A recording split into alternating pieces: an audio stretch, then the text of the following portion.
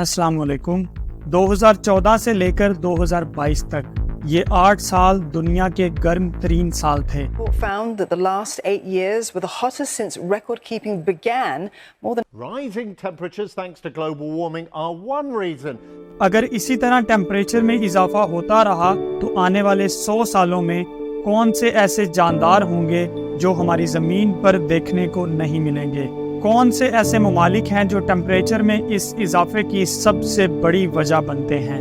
2022 में पाकिस्तान में सैलाब आया जिसके नतीजे में पूरे पाकिस्तान की 15% आबादी मुतासिर हुई, जो कि तकरीबन 3 करोड़ 30 लाख अफराद बनते हैं। इस सैलाब के नतीजे में 1800 के करीब अफराद मारे गए। इस सैलाब की सबसे बड़ी वजह हमारे माहौल में होने वाली मौसमियाती तब्दीलियां हैं। फैक्ट्रियों के लगने, जंगलात के कटाव और पेट्रोलियम मसनूआत के इस्तेमाल में इजाफे की वजह से आज हमारी ज़मीन ऐसी नहीं है जैसी आज से चंद 100 साल पहले थी। इन मौसमियाती तब्दीलियों की सबसे बड़ी वजह ग्लोबल वार्मिंग यानी आलमी गर्मी है।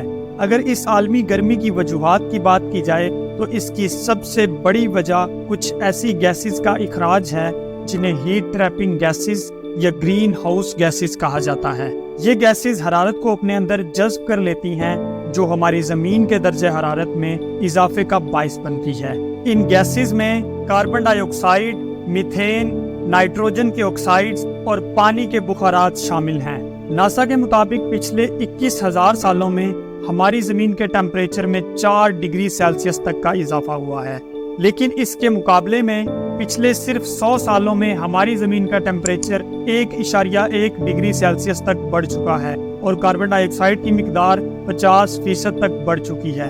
अगर इस टेम्परेचर को कंट्रोल करने के लिए इकदाम ना किए गए तो इस सदी के आखिर तक ये टेम्परेचर 4 डिग्री सेल्सियस तक बढ़ सकता है, जो हमारी ज़मीन और इस पर रहने वाले जानदारों के लिए बहुत ज़्यादा तबाहकुन साबित होगा।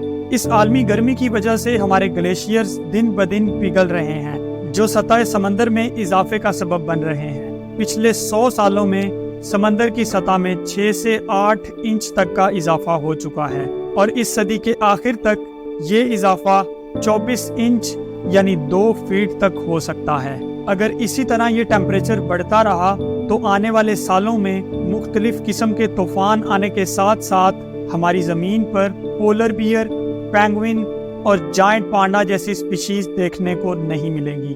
अगर कार्बन डाइऑक्साइड के इखराज की बात की जाए तो अमेरिका और चाइना 2 ऐसे कंट्रीज हैं जो सबसे ज्यादा कार्बन डाइऑक्साइड फिजा में खारिज करते हैं। अमेरिका दुनिया की आबादी का सिर्फ 4% है, लेकिन ये 25% तक कार्बन डाइऑक्साइड फिजा में खारिज करता है। इसी तरह चाइना तकरीबन 27% तक कार्बन डाइऑक्साइड फिजा में खारिज करता है, जो गर्मी में इजाफे की सबसे बड़ी वजह है। इस आलमी गर्मी की वजह से ज़मीन की खुश्की में इजाफा और ज़रखेज़ी में कमी वाक़ई हो रही है, जिसकी वजह से आने वाले चंद सालों में खुराक की किल्लत जैसे मसाइल का सामना करना पड़ सकता है। अब यहाँ पे सवाल ये पैदा होता है कि इस आलमी गर्मी को कंट्रोल कैसे किया जाए। इस आलमी गर्मी को कंट्रोल करने का सबसे आसान तरीका हीट ट्रैपिंग गैसेस या ग्रीन हाउस गैसेस के इखराज को कम करना है। हमें जंगलात में इजाफा करना चाहिए और पेट्रोलियम पर चलने वाली गाड़ियों की जगह इलेक्ट्रिक व्हीकल्स यानी बिजली पर चलने वाली गाड़ियों के इस्तेमाल को फरोग देना चाहिए। तो दोस्तों, आपने जाना इस वीडियो में कि कैसे हम अपनी ही सरगर्मियों की वजह से अपनी ज़मीन और इस पर रहने वाले जानदारों को नाकाबिले तलाफी नुकसान पहुंचा रहे हैं और इस नुकसान का अजाला करने के लिए हम कैसे इस टेम्परेचर को कंट्रोल कर सकते हैं। उम्मीद है आपको ये वीडियो अच्छी लगी होगी।